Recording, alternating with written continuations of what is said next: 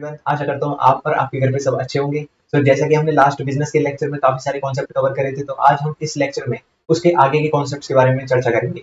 तो और देरी ना करते हुए आगे के कॉन्सेप्ट्स के बारे में बात करते हैं। तो शुरू करते हैं। Hello everyone, as you know my name is Ravi Rana and you all are watching your YouTube channel R Gurukul. तो जैसा कि हमने लास्ट लेक्चर में हमने चर्चा करी थी ह्यूमन एक्टिविटी के बारे में, तो जल्दी से इसका एक क्विक रिकैप ले लेते हैं ताकि इसकी रिवीजन भी हो जाए और आज के लेक्चर के साथ और अच्छे से लिंक बैठे। तो ह्यूमन एक्टिविटी के दो बच्चे कौन कौन से? पहला आता है अपना इकोनॉमिक और दूसरा आता है नॉन इकोनॉमिक। इकोनॉमिक के तीन टाइप कौन कौन से? पहला बिजनेस, देन प्रोफेशन और तीसरा आता है अपना एम्प्लॉयमेंट।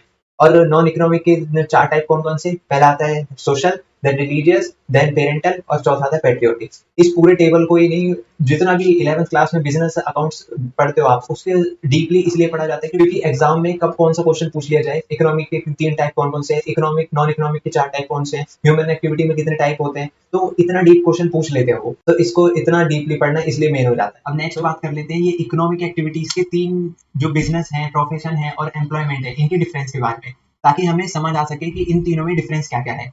तो अपना जो इनके डिफरेंस में पहला पॉइंट आता है वो है मोड ऑफ एस्टेब्लिशमेंट, मतलब कि इन तीनों को कैसे स्टैब्लिश किया जाता है।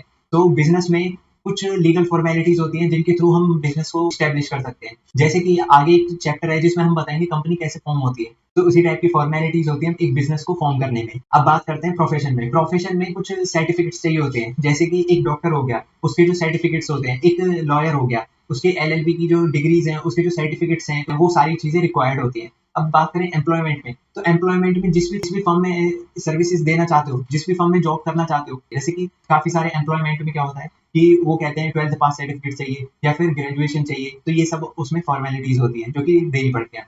अब नेक्स्ट जो पॉइंट आता है अपना, वो आता है नेचर ऑफ वर्क। ये तीन क्या क्या काम करते हैं, जैसे कि बिजनेस में बिजनेस प्रोड्यूस करता है, प्रोडक्शन करता है गुड्स की और सर्विसेज की, जो कि उनके कस्टमर्स जो होते हैं वो गुड्स और सर्विसेज को लेते हैं। प्रोफेशन में क्या होता है, जो एक्सपर्ट्स होते हैं जैसे डॉक्टर हो गया, तो वो अपनी सर्विसेज देते हैं, वो अपने पेशेंट्स को सही करके अपनी सर्विसेज देते हैं। अब एम्प्लॉयमेंट में क्या होता है, जब एक इंटरव्यू होता है एक एम्प्लॉय का, तो उसमें ही उसे बता दिया जाता है कि आपका आगे काम क्या रहेगा। अब थर्ड पॉइंट देख लेते हैं डिफरेंस में। थर्ड पॉइंट आता है अपना क्वालिफिकेशंस। तो एक बिजनेस को ओपन करने में कोई भी क्वालिफिकेशंस नहीं चाहिए होती, जैसे कि गलियों में शॉप्स खुली होती हैं, वो भी एक तरह का बिजनेस है। बड़े बड़े जितने भी बिजनेस होते हैं, ऐसी क्वालिफिकेशंस की बिजनेस में कोई जरूरत ही नहीं होती।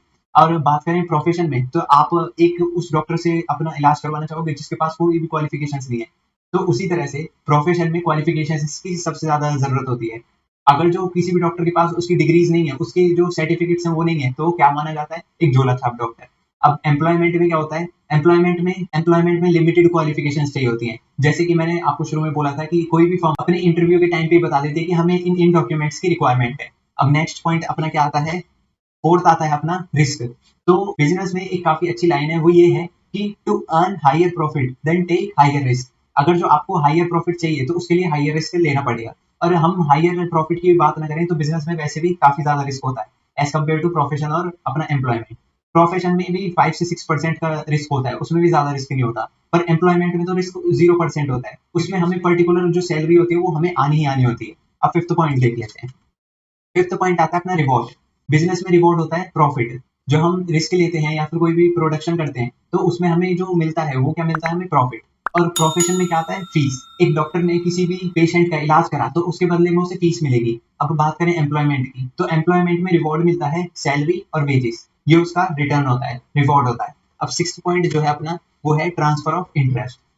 बिजनेस में अपना इंटरेस्ट ट्रांसफर कर सकते हैं, पर जैसे ट्रांसफर, जैसे कि बिजनेस में अगर जो ओनर बिजनेस में ओनर अभी बाहर गया हुआ है, तो वो अपना काम मैनेजर को, सुपरवाइजर को, ऐसे अपने काम को ट्रांसफर कर सकता है कुछ टाइम के लिए। पर प्रोफेशन, क्या एक डॉक्टर अपनी जो प्रोफेशनल जो स्किल्स हैं वो ट्रांसफर करता है किसी को? नहीं कर सकता। ऐसी एम्प्लॉयमेंट में अपना जो जॉब है वो ट्रांसफर नहीं की जा सकती। अब सेवंथ पॉइंट देख लेते हैं। सेवंथ पॉइंट आता है कैपिटल इन्वेस्टमेंट। सबसे ज्यादा बिजनेस के अंदर कैपिटल इन्वेस्टमेंट होती है, क्योंकि एक बिजनेस सेटअप करने के लिए पूरा कैपिटल डालना पड़ता है, पूरा पैसा डालना पड़ता है। और कैपिटल क्या होता है वो तो हमें पता ही है, हमने अकाउंट्स के लेक्चर में पढ़ लिया था। और प्रोफेशन में काफी शॉर्ट इन्वेस्टमेंट होती है। अगर जो किसी को अपनी शॉप डालनी है, डॉक्टर हो गया, लॉयर हो गया, सीए हो गया, तो उनके लिए काफी कम इन्वेस्टमेंट लगती है। पर एम्प्लॉयमेंट में कोई भी कैपिटल इन्वेस्टमेंट नहीं लगती। अब वो लास्ट पॉइंट की बात करते हैं, ऑब्जेक्टिव। हम बिजनेस जो करते हैं उसके पीछे एक ही ऑब्जेक्टिव होता है, टू अर्न प्रॉफिट। प्रोफेशन में क्या होता है, प्रोफेशन में हम एक ही ऑब्जेक्टिव से करते हैं, वो ये है कि हमें अपनी सर्विसेज दूसरों को देनी है। एक डॉक्टर अपनी जब सर्विसेज देगा तो उसे उसके बदले फीस मिलेगी, एज वेल एज वो दूसरों की सेवा भी कर सकता है। Third, employment. एम्प्लॉयमेंट में हम एक ही मोटिव ऑब्जेक्टिव से एम्प्लॉय बनते हैं, जॉब करते हैं, वो ये है कि हमें फिक्स्ड सैलरी आ सके, वेजेस आ सके, जिससे हम अपनी वांट्स को, ह्यूमन वांट्स को सेटिस्फाई कर सकें। तो ये डिफरेंस हो जाता है यहाँ पे खत्म। अब बढ़ते हैं आगे। तो अब हम बात करते हैं बिजनेस के ऑब्जेक्टिव्स के बारे में कि क्या ऑब्जेक्टिव होता है हमें बिजनेस ओपन करने के लिए। पहले आप एक एग्जांपल लो कि आप खुद अपना बिजनेस ओपन करते हो, तो उसमें आप 3 से 4 चीजें सोचोगे कि यार पहली बात तो हमें एक प्रॉफिट आना चाहिए। दूसरा ये है कि क्या वो कौन सी वो चीजें हैं जिससे और बिजनेस के कंपैरिजन में लोग हमारे पास हैं। जैसे कि हम क्या क्या कर सकते हैं, हम डिस्काउंट दे सकते हैं, या फिर चलो डिस्काउंट छोड़ो एक बार, को हम गुड क्वालिटी के गुड्स एंड सर्विसेज दे सकते हैं लोगों को, अच्छी क्वालिटी के गुड्स एंड सर्विसेज दे सकते हैं जिससे लोग हमारे और ज्यादा अट्रैक्ट हो, या फिर और भी कई तरह के हो सकते हैं। तो उसके बारे में हम इसी में बात कर लेते हैं। तो शुरू करते हैं। बिजनेस के जनरली 2 ऑब्जेक्टिव होते हैं। पहला आता है इकोनॉमिक ऑब्जेक्टिव और दूसरा आता है अपना सोशल ऑब्जेक्टिव। इकोनॉमिक ऑब्जेक्टिव मैंने आपको पहले लेक्चर में बताया था कि जब भी पैसों की बात आए और इकोनॉमी की बात आए, ऐसा हो ही नहीं सकता, क्योंकि पैसों से ही जुड़ी हुई है हमारी इकोनॉमी। तो यहाँ पे इकोनॉमिक ऑब्जेक्टिव में ये हमें क्या समझाना चाह रहा है, वो ये बता रहा है कि जितनी भी चीजें हैं वो पैसों से रिलेटेड है। जैसे कि एक बार हम देख ही लेते हैं। पहला आता है प्रॉफिट अर्निंग।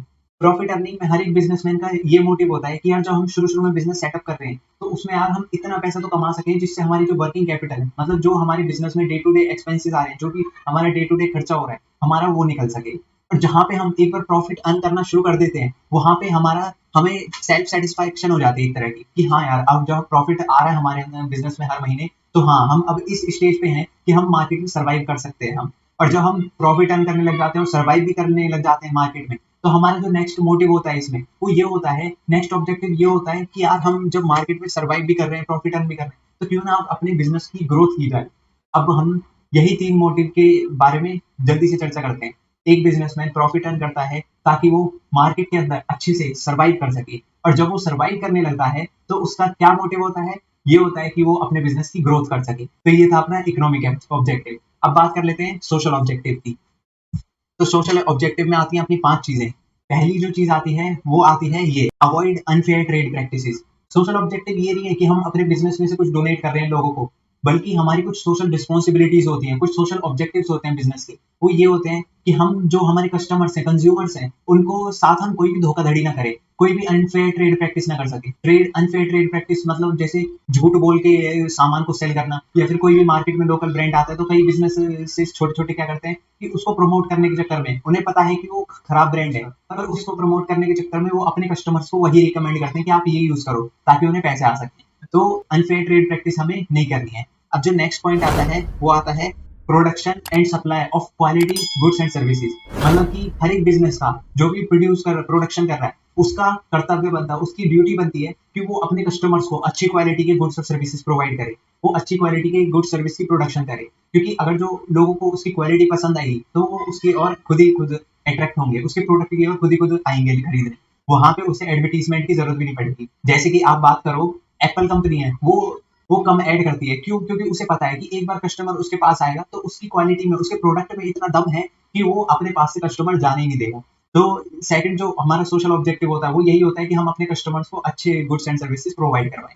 और थर्ड पॉइंट आता है अपना जनरेशन ऑफ एम्प्लॉयमेंट। हमारी सोशल ड्यूटी बनती है कि हम लोगों के लिए एम्प्लॉयमेंट जनरेट कर सके, उन लोगों के लिए जो कि वीक हैं हमारी सोसाइटी के अंदर, वीकर सेक्शन के लिए एम्प्लॉयमेंट जनरेट कर सके, ताकि उन्हें अच्छे से एम्प्लॉयमेंट मिल सके, जिससे उनके पास पैसा आएगा और जिससे वो अपनी लिविंग स्टैंडर्ड को अच्छे करेंगे। वो हमारे बिजनेस की एक सोशल ड्यूटी है। अब नेक्स्ट पॉइंट देख लेते हैं, वेलफेयर ऑफ एम्प्लॉयज।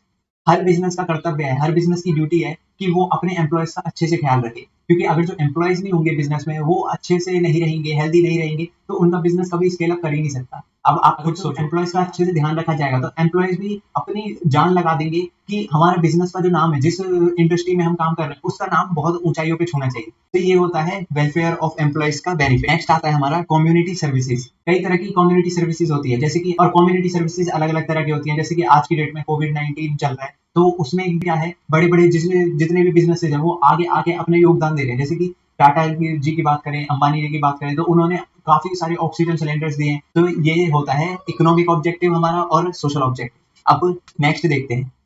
अच्छा, यहाँ पे हमने आपके लिए कुछ प्रैक्टिस क्वेश्चन लेके आए हैं, जिसमें आपने जितना भी अब तक फर्स्ट लेक्चर में, सेकंड लेक्चर में सीखा है, उससे आपको पता चल जाएगा कि हाँ, हमने कितना अच्छे से ध्यान दिया है लेक्चर में। सो शुरू करते हैं। फर्स्ट आता है अपना, which of the following can not be classified as an objective of business. आपको नीचे कुछ ऑप्शंस दे रखे हैं, जिसमें आपको समझ देखना है और अच्छे से समझना है, और 2 मिनट के लिए पॉज करना है, 2 सेकंड के लिए, और आंसर फाइंड करना है। उसके बाद मैं तो हुई आपको आंसर बताने के लिए। तो फर्स्ट ऑप्शन आता है अपना इन्वेस्टमेंट, सेकंड आता है अपना प्रोडक्टिविटी, थर्ड आता है अपना इनोवेशन, एंड लास्ट आता है अपना प्रॉफिट अर्निंग। जैसा कि हमने ऑब्जेक्टिव ऑफ बिजनेस अभी अभी पढ़ा है, तो आप खुद सोचिए कि इसका आंसर क्या होगा। हमने उसमें प्रॉफिट अर्निंग की बात करी थी, इनोवेशन की बात करी थी, प्रोडक्टिविटी की बात करी थी, और किस चीज की नहीं करी थी? इन्वेस्टमेंट की। क्योंकि बिजनेस का कोई भी ऑब्जेक्टिव इन्वेस्टमेंट नहीं होता। उसमें हम इकोनॉमिक ऑब्जेक्टिव में बात करें तो प्रॉफिट अर्निंग का रखते हैं, सर्वाइवल का रखते हैं, ग्रोथ का रखते हैं। वहीं दूसरी ओर बात करें सोशल ऑब्जेक्टिव की, तो उसमें इन्वेस्टमेंट से रिलेटेड कुछ नहीं होता। उसमें अवॉइड करते हैं हम अनफेयर ट्रेड प्रैक्टिसेस, एम्प्लॉयमेंट देते हैं लोगों को, और भी कई तरह की चीजें हैं। तो इन्वेस्टमेंट कहीं पे भी बात नहीं की गई। तो इसका आंसर क्या है? इन्वेस्टमेंट अपना। सेकंड क्वेश्चन की ओर बढ़ते हैं। सेकंड क्वेश्चन अपना क्या कहता है कि the reward of businessman gets for bearing the risk is called.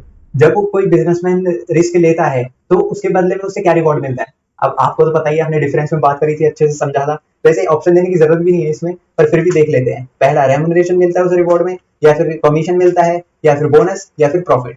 तो जैसा आपको आंसर आपने अपने आप को बता दिया होगा कि उसे प्रॉफिट मिलता है रिवॉर्ड में। हमने डिफरेंस में भी करा था वैसे। अपना थर्ड क्वेश्चन क्या कहता है? Businessman earn profit for. Businessman किस लिए प्रॉफिट को अर्न करना चाहते हैं? पहला, इनकम, ग्रोथ, रिस्क टेकिंग, या फिर सारी, ऑल ऑफ देम। तो इनकम, ऑब्वियसली बात है, इनकम तो चाहते ही है वो। दूसरी बात, ग्रोथ। जब वो रेगुलरली प्रॉफिट अर्न करता रहेगा, तो उसका नेक्स्ट स्टेप क्या होता है इकोनॉमिक ऑब्जेक्टिव में, कि वो ग्रोथ करे। तो सेकंड भी आएगा। Third option, risk taking. Risk taking क्यों?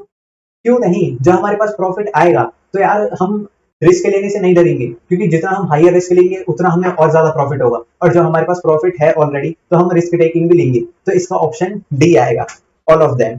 क्योंकि यहाँ पे हम तीनों ही चीजों को फुलफिल कर रहा है। एक प्रॉफिट लेंगे तो बिजनेसमैन तीनों ही चीजों को लिए प्रॉफिट को अर्न करना चाहता है। अब यहाँ पे हमारे लेक्चर का हो जाता है एंड। तो चलते हैं एंड की ओर। तो यहाँ पे हमारा लेक्चर हो गया है खत्म। सो एंड की ओर चलते हैं। फाइनली अब आ गए हैं हम इस लेक्चर के एंड की ओर। So congratulation to all of you, क्योंकि आपने अपने टाइम को वेस्ट नहीं करा है, उसे अच्छी जगह पर इन्वेस्ट करा है। वही हमारा आर गुरुकुल की टीम का और मेरा, हम सबका गोल यही है कि हम आपके टाइम को वेस्ट ना होने दें, उसे अच्छी जगह पे इन्वेस्ट कराएं, ताकि आप अच्छी अच्छी चीजों के बारे में जान सको। इसीलिए हम अलग अलग तरह की अच्छी अच्छी वीडियोस आपके लिए लेके आते हैं, ताकि आप अपने देश के बारे में, अपने देश के लोगों के बारे में जान सको, और साथ ही साथ अपनी पढ़ाई के बारे में तो जान ही रहे हो। सो चलते हैं हम और लेते हैं आपसे विदा। सो टाटा बाय बाय। और हम आपके लिए काफी ज्यादा मेहनत करते हैं, और अच्छे अच्छे कॉन्सेप्ट लेके आते हैं, अच्छी अच्छी चीजें लेके आते हैं, ताकि आप और आगे बढ़ते रहो। तो इस लेक्चर के अंदर और इन्हीं तरह के कई सारे लेक्चर्स के अंदर हमने काफी ज्यादा मेहनत करी है। तो लाइक और कमेंट चाहो तो कर सकते हो, पर सब्सक्राइब और शेयर करना मत भूलना। शेयर तो कर ही देना, क्योंकि कहीं ना कहीं और भी लोगों को, और भी बच्चों को क्या पता इन चीजों की जरूरत हो। तो शेयर करने में तो वैसे ही कुछ नहीं जाता यार, पर चाहो तो सब्सक्राइब कर सकते हो। तो टाटा bye bye, and stay safe, stay healthy, और God bless you to all.